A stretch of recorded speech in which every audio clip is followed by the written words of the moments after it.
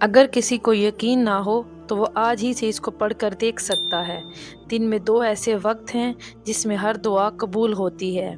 एक असर और मगरिब के दरमियान में ये वज़ीफ़ा पढ़कर जो भी दुआ मांगी जाती है वो कबूल होती है, दुआ कभी रद्द नहीं होती। और एक सुबह फजर की नमाज के बाद में, ये बहुत ही कामयाब वज़ीफ़ों में से एक वज़ीफ़ा है।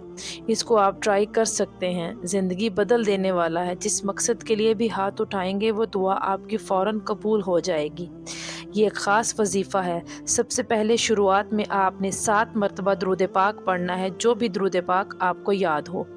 उसके बाद 41 मरतबा अल्हम्दुलिल्लाह पढ़ना है। उसके बाद 41 मरतबा या ज़ुल वल इकराम पढ़ना है।